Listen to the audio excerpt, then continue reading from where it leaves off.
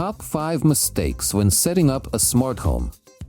Imagine the following scene. You are peacefully falling asleep in your bed to the soothing sound of rain outside the window, and your smart home stands guard as reliably as a fairy tale castle. But in the morning, you discover that all your savings, stored digitally, have vanished, and some stranger is throwing a party in your living room, taking advantage of the fact that your doors, windows, and cameras are blind and deaf to his presence. Because this entire promising system you assembled with so much love and trust collapsed under the weight of simple, almost invisible mistakes made by 90% of beginners who do not even suspect that they themselves are building a trap for their own peace and security.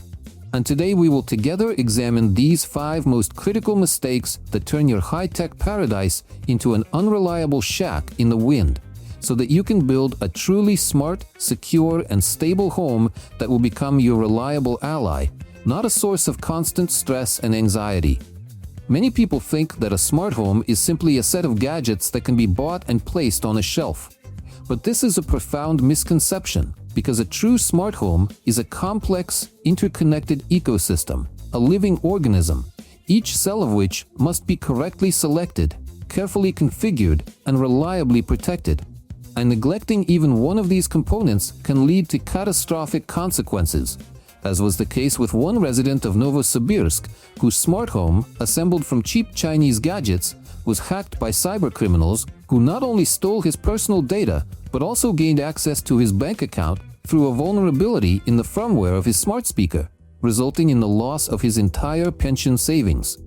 We will talk about how the wrong choice of platform and ecosystem can trap you in a technological dead end from which it will not be so easy to escape without losing a significant portion of your invested money and nerves. We will examine why even the most powerful router can become the weakest link in your security system if it is installed and configured without due attention to detail, and how weak passwords and the absence of two-factor authentication turn your digital fortress into a cardboard house, accessible to any curious individual. Next, we will dive into the tangled world of protocols and standards, such as Zigbee, Z-Wave, and the new but still raw Matter, to understand why your devices may stubbornly refuse to listen to each other and how to avoid this headache right from the planning stage. We will consider how blind trust in the cloud and the internet can leave you in complete darkness and without protection at the most inopportune moment, when your internet provider decides to carry out maintenance work or simply a banal power outage occurs. And finally, we will discuss how the wrong architecture of the entire system, its centralization or decentralization, determines its resilience to failures and attacks, and why a home server, such as Home Assistant, can become your personal digital bastion, protecting your data and your privacy from prying eyes. When it comes to creating a smart home, most beginners make the same fatal mistake that jeopardizes all subsequent work and forms the basis of all other problems. They start by buying the first gadget that catches their eye in the store, be it a smart light bulb for 200 rubles or a speaker with a voice assistant. And only later, when they have accumulated a dozen or two such devices, do they begin to think about how to make all of this work together, not realizing that they have already built their house on quicksand, not on a solid foundation from the very beginning. This mistake is a kind of digital blind spot, where a person sees individual trees but completely fails to notice the forest. And this forest is your future ecosystem, your digital habitat in which all components must not just be compatible, but perfectly synchronized and coordinated with each other. In the world of smart homes, there are several large ecosystems, and each of them is a closed universe with its own laws, its own languages, and its own monopolies. Apple with its HomeKit platform, Google with Google Home, Amazon with Alexa, Xiaomi with its IoT, and choosing one of them at an early stage determines your fate for many years to come, like choosing a country for immigration. Because, as practice shows, switching from one ecosystem to another is a process comparable in complexity and cost to a complete renovation of an already built house. For example, if you start with the Xiaomi ecosystem, buy a smart kettle, sockets, motion sensors, and a camera, then you are forever tied to their Mi Home application. And the attempt to integrate a device from Apple, or even just a high-quality sensor from another manufacturer not in their partner program, into this system can turn into a real technical puzzle for you. A puzzle that only a few enthusiasts with deep knowledge of programming and network technologies can solve. At the same time, if you choose Apple HomeKit, you will get impeccable stability and security, but you will pay a very high price for it, as devices certified to work with HomeKit cost 40 to 60% more than their counterparts, and their range, especially in the category of home sensors and smart switches, is noticeably poor. Google and Amazon offer a more flexible and democratic approach, but here you face another danger: the dependence on the cloud and the collection of your personal data, which is then used for targeted advertising. You tell your speaker, "Alisa, turn on the light in the bedroom," and this request goes to Amazon servers where it is analyzed, stored, and used to form your digital profile, which of course raises serious questions about your privacy and security.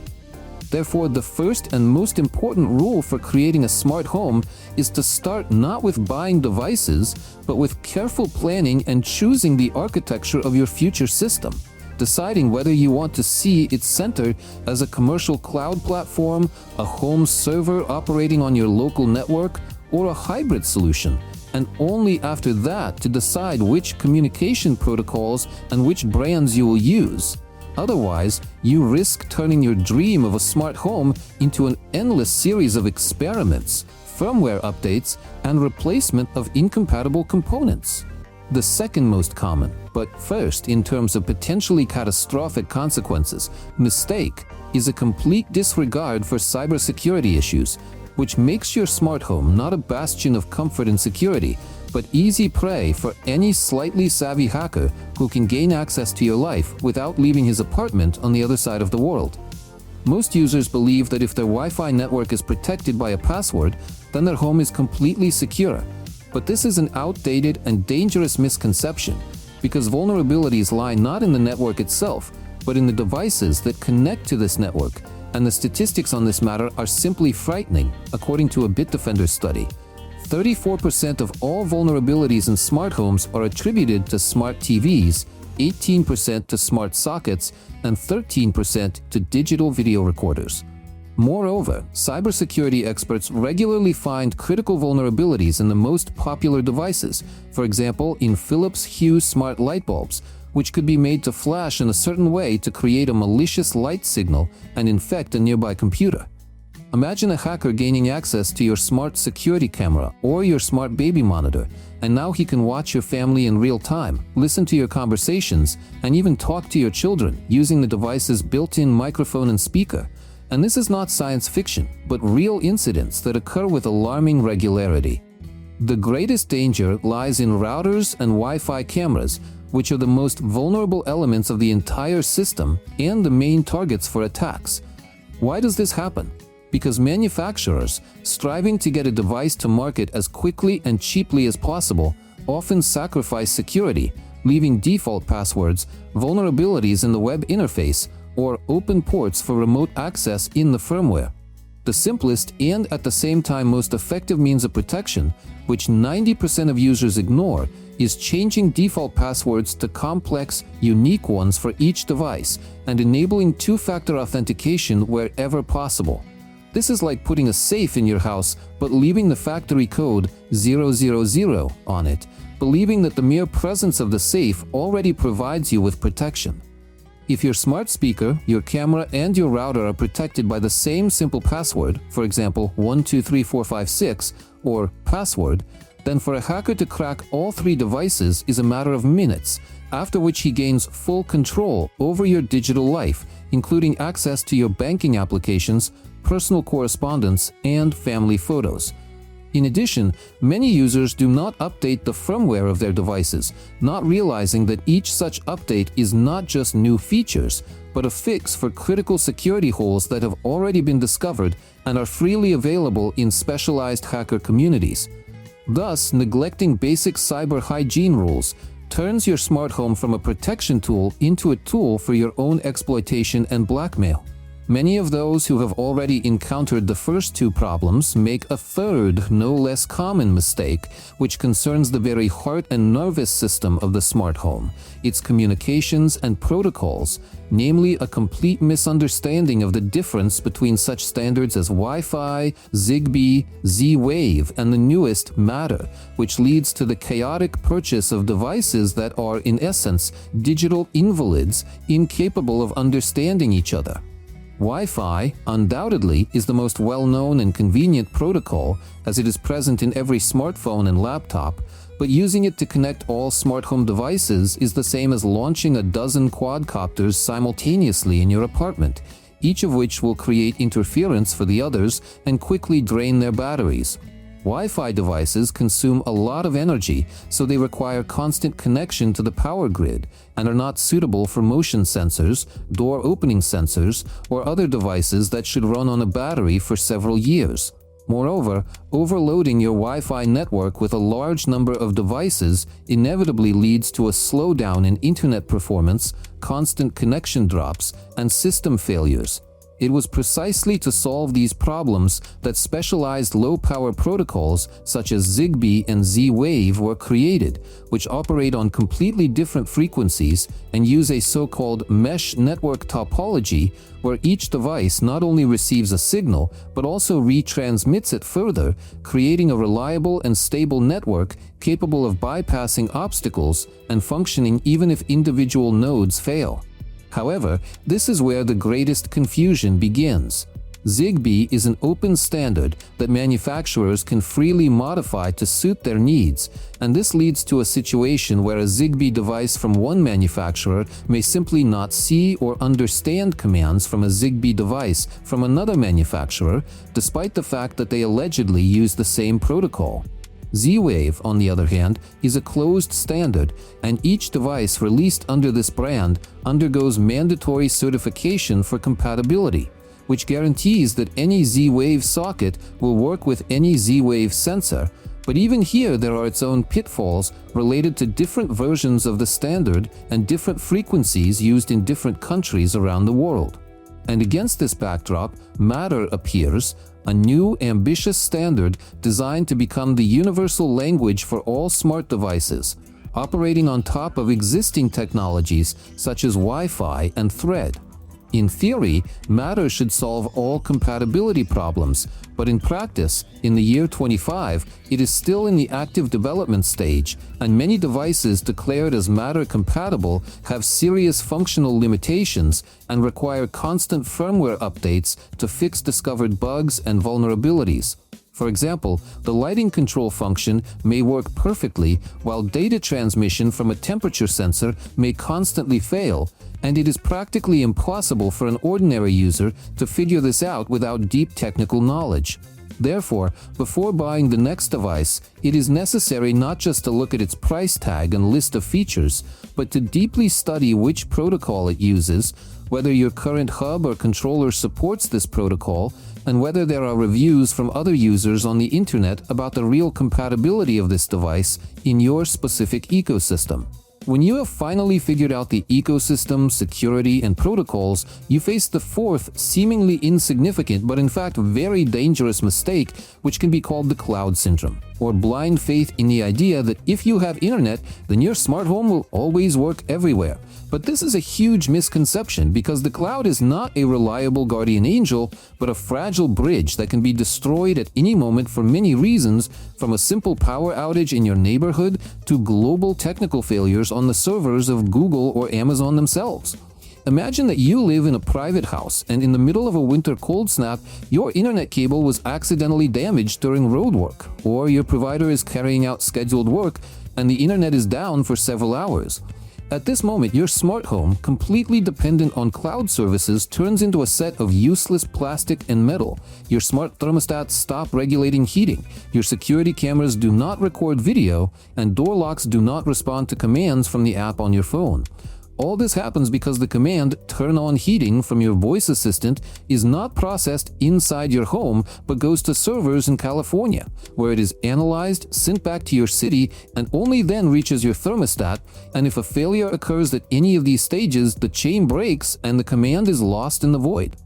On the contrary, the modern approach to creating a smart home is increasingly leaning towards decentralization and local data processing, when all the system's logic is located inside your home, on a special device, a so-called controller or hub, such as Habitat, Home Assistant, or even a Raspberry Pi with the right software.